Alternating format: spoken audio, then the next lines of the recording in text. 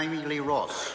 Mr Speaker, about 18 months ago I started to take a much closer interest in education. It wasn't an area I'd been involved in before, wasn't an area that I'd taken a huge amount of interest in. But 18 months ago my wife and I had a child, and once you have a child you start to take a much closer look at the education system. And Mr Speaker, I have to say that looking at the policies that the Honourable Anne Tolley and the Honourable Hekia Parata have been putting in place for the children of New Zealand, I have great confidence in the education system that my son will be going through. He started in early childhood education. In a few years' time, he'll be entering school. We've discussed quite a bit today about the PISA results, and it's fair to say that New Zealand has seen some decline in those results. But I have to say I've been absolutely appalled by some of the comments levelled from the opposition at the national government's national standards policy. Because let's just remember that in 2012, the children that were assessed under the PISA system were 15.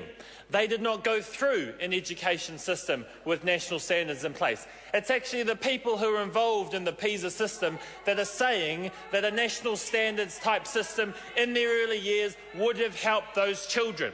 And so the opposition can yell and scream at us across the House as they have been all day, but the bottom line is the children assessed under the PISA system that have seen results for this country drop were kids that went under an early system through primary school under Labor government policies. In fact, in 2000, when we were doing very well as a country, those children had benefited from 9 years of a national government and their education policies. But the important thing is that we're working to increase the level of achievement for all New Zealand kids. And I'm proud that in our country we've just doubled the early childhood education system, doubled the budget for those children.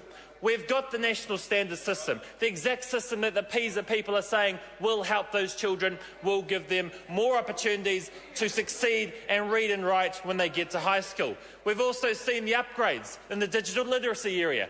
That huge investment will mean that those kids are going through a schooling system that's working in the 21st century. And Mr Speaker, we've also seen the Teachers' Council being reformed, and Hekia Parata's work in that area will help those children in the long run by helping to improve the quality of teaching in New Zealand.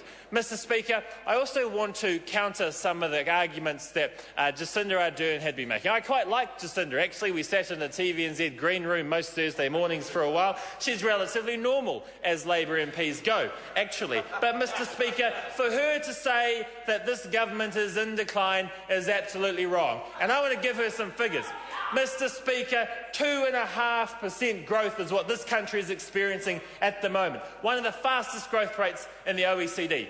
Tell the people who own businesses in the Greater East Tamaki industrial area, my electorate, that we're not doing better as a country. They will absolutely disagree with you. Tell those employers that the 90-day trial, which has led to 13,000 extra people being employed, is a bad thing. They'll tell you that that's an opportunity for them to take on new people and give them an opportunity. Mr Speaker, go and talk to the principal and the teachers of schools like Baverstock Oaks School in my electorate and tell them that the policies in the education area that we're putting in is bad for children. They'll absolutely disagree with you as well. Mr Speaker, talk to the people who commute from Botany to the city, that the investment that we're putting into Auckland Transport is not good. Tell them that the Amity Transport Project or the CBD Rail Link or the Waterview Connection is going to be bad for Auckland Transport. They'll absolutely disagree with you as well. They'll tell you that the improvements we're making are going to be hugely beneficial for New Zealanders. Go and talk to the people that are wanting to purchase homes in the Flatbush area,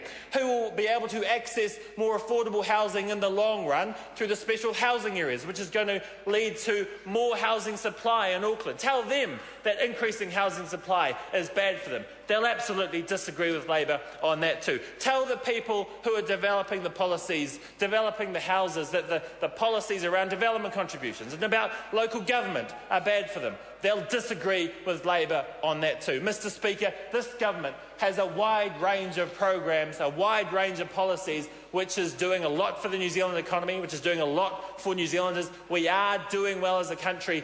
This government is far from being in decline. This government's just getting up and going. And Mr Speaker, New Zealanders know that. That's why Chris Farfoy is laughing, because he knows they've got nothing that can counter it. That's right. It's over.